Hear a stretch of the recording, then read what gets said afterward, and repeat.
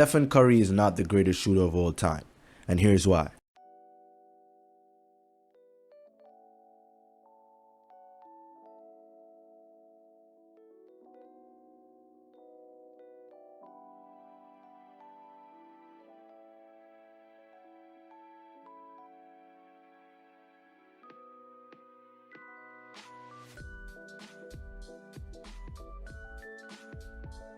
When Steph Curry first entered the NBA as the 7th overall pick in the 2009 NBA draft, many knew that he would be a solid NBA player. However, no one knew that this babyface marksman would become a babyface assassin.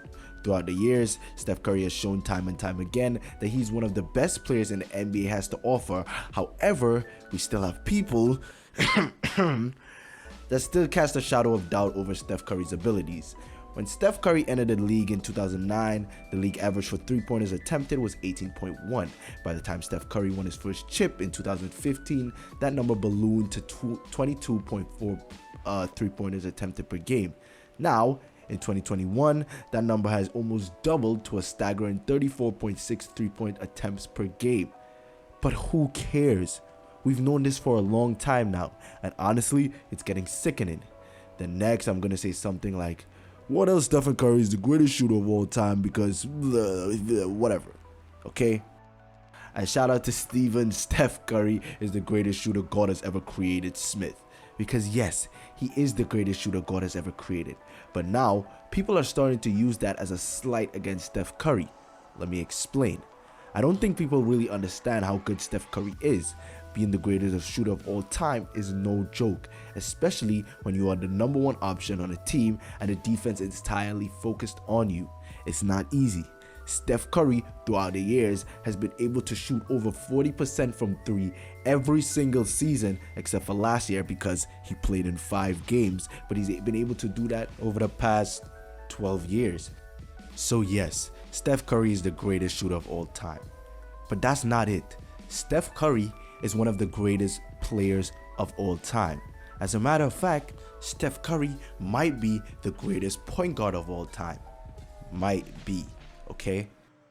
But now, anytime we talk about anything that Steph Curry has done, or when we're comparing him to any point guard that does anything remotely impressive, we use, oh yeah, Steph Curry is the greatest shooter of all time. There's no one that can shoot it like Steph Curry. Yes, we all know this. However, although, like, come on.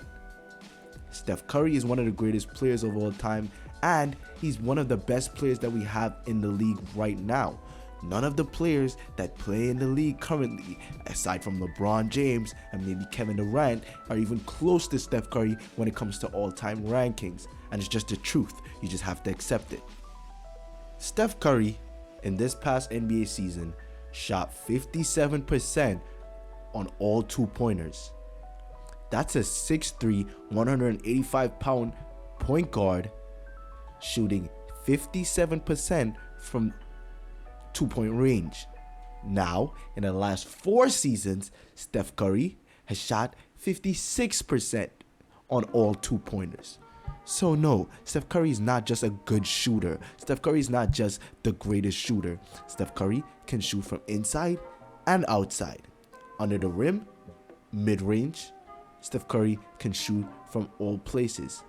Now, if we look at Kyrie Irving, who we all know is probably the best guard when it comes to finishing at the rim, he shot last season 56% on all twos, which is not that much different to Steph Curry's 57.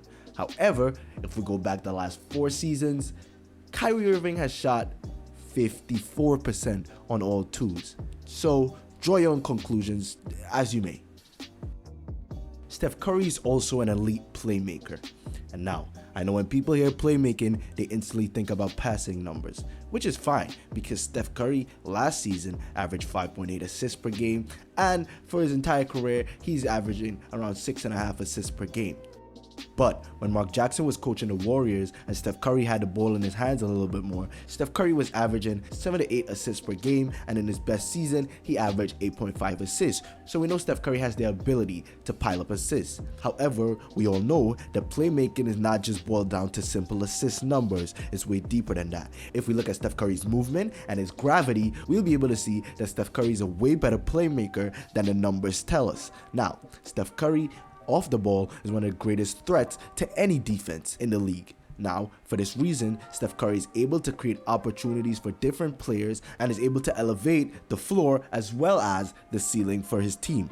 For example, look at Andrew Wiggins. Steph Curry took Andrew Wiggins, who many believe to be a borderline bust, to a player who is actually effective from three and is able to be extremely effective on a defensive end.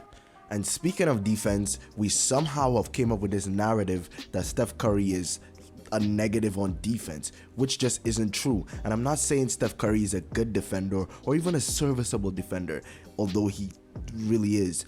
But I'm trying to say that Steph Curry isn't a net negative on defense. In 2016, the year when he won his unanimous MVP, he averaged something like 2 steals per game, which is incredible for a point guard. He knows how to play the passing lane and he gives effort on defense. Now let's look at a stat called TPA, or total points added. If you haven't heard of this stat before, I'm going to quickly explain what it is. The concept of total points added isn't particularly complicated. We're looking at both defensive and offensive effectiveness on a per possession basis, while also incorporating the amount of playing time the contributor in question receives. At the heart of the theory is this comparison between two hypothetical players. So player A makes an average team 5 points better per 100 possession than an average player would in his spot, and he plays 500 possession.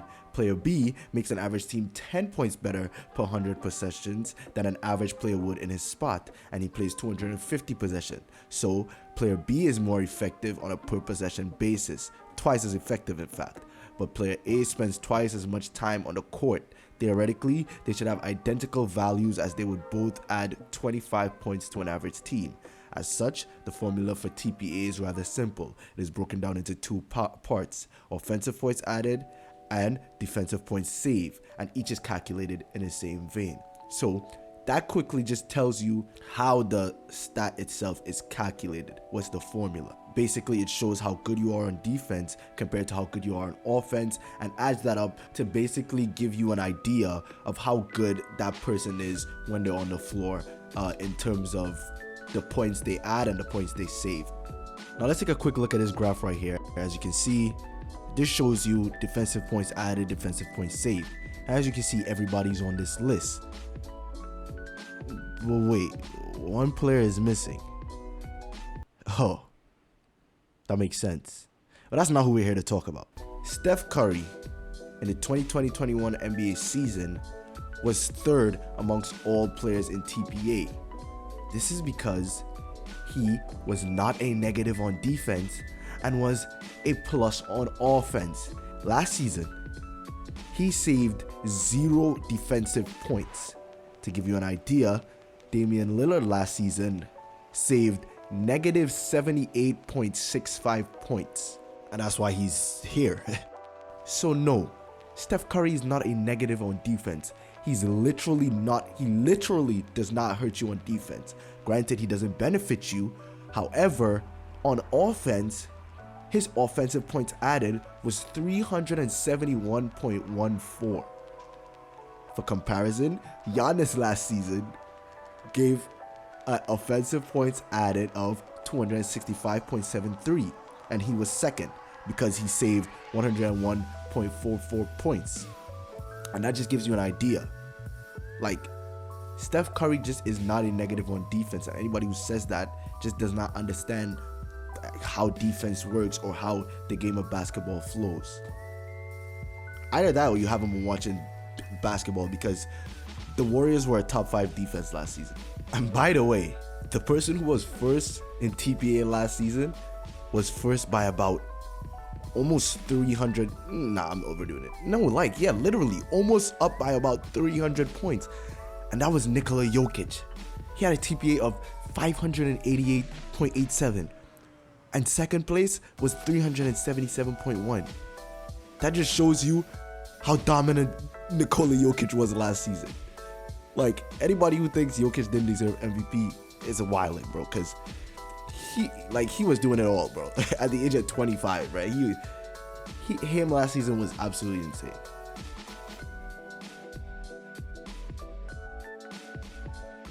So, as you can see, Steph Curry is not just the greatest shooter of all time. And now when people say that, they use it as like some kind of slight, like, yeah, that's all he is. He's just the greatest shooter of all time.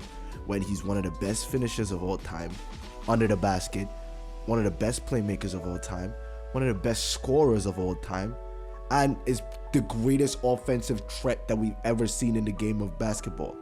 Like, it's silly. And then this idea that he's not clutch, like, every time I hear that, it makes my brain hurt. Like, how are you supposed to, like, Damian Lillard in game 5 against or was it game 4? I can't remember. Or game 5, something like that. Against the Denver Nuggets, when he broke Clay's record in double overtime and he scored 55 points. That entire end of the game, Damian Lillard was facing single coverage. They did not double Damian Lillard. Just look on your screen right now. They did not double Damian Lillard at all down the stretch. And for the life of me, I cannot understand why Mike Malone would do that. Steph Curry would never, ever have the benefit down the stretch of an NBA playoff game to face single coverage. It just would not happen, right? And I think we could all agree that trying to make a shot over one player is easier than trying to make a shot over 2 or 3. Just saying. Alright.